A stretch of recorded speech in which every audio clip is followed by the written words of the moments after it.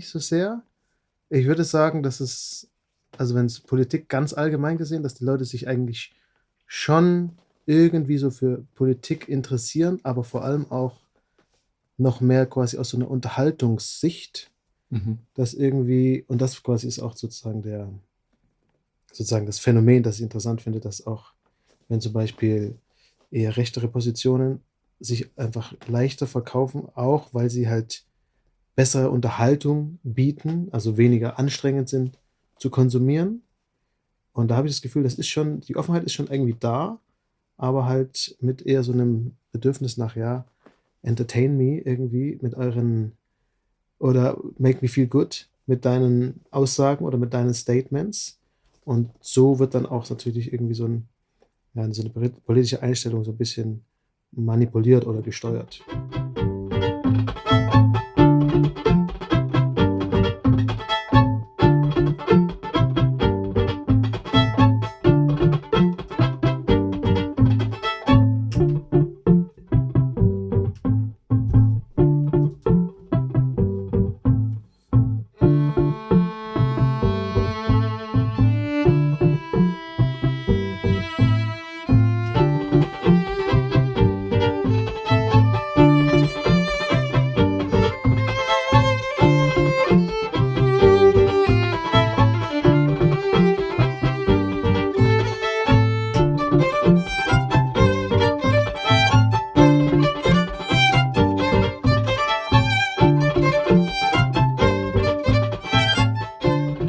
Kann man also quasi in dieser Welt, in der jetzt Informationen eigentlich in meisten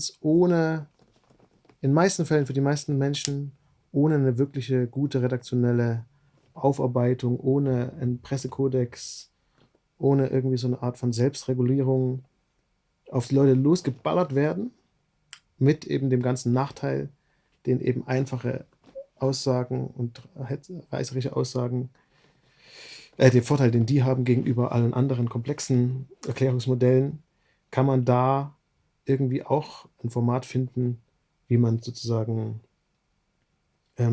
trotzdem Aufmerksamkeit, trotzdem unterhaltsam und dann im Endeffekt politisch wirksam äh, was sozusagen in diesen Pool mit reinwirft. Das wäre sozusagen die Frage für mich. So, und was könnte ich dafür tun? Das wäre so der eine Ansatz.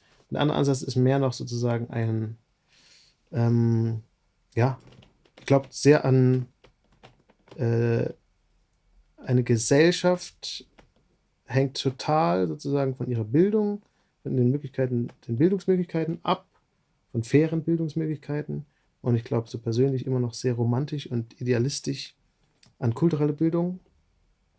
Und dass so zum Beispiel Erfahrungen für Kinder und Jugendliche in so einer Entwicklung von einem Stück gemeinsam, also in einem künstlerischen Kontext, dass sie zu besseren Mitgliedern der Gesellschaft macht, glaube ich tatsächlich so. Also es ist sowohl für sie persönlich, für ihre Biografie super wertvoll, einfach schön an sich, ohne eine weitere Begründung, aber würde auch verstärkt halt zusammen Empathie, Gefühl für gemeinsame Erfolge, aufeinander hören, sich selber zurücknehmen. Und da sehe ich, da kann ich tatsächlich was irgendwie machen.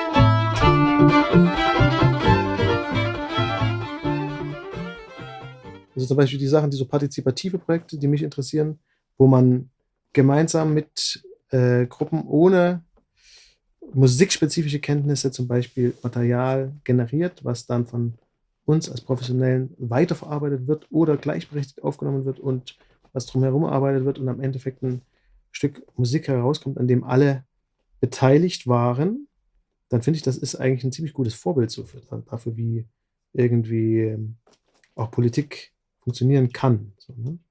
Dass man irgendwie das ernst nimmt, aber trotzdem das weitergibt, dass es Spezialisten gibt, dass ich mich nicht mit allem auskennen muss, sondern dass ich ja eben meine Menschen habe, denen ich vertraue und die das dann für mich, die ich wähle und die das dann für mich, meine Stimme sozusagen weitergeben und das umsetzen in meinem Sinne, ohne dass ich jetzt darin ein Spezialist bin.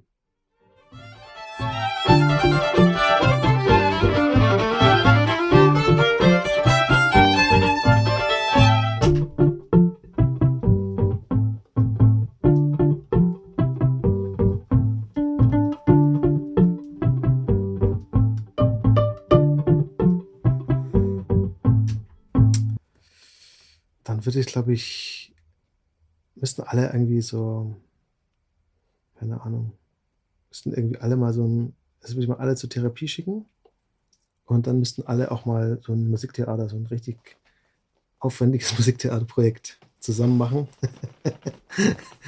Unter meiner Leitung, genau. Ich kombiniere das auch. Ich lasse mich auch richtig gut davon bezahlen vom Staat Deutschland. Ja, das wird ganz schön fett, auf jeden Fall.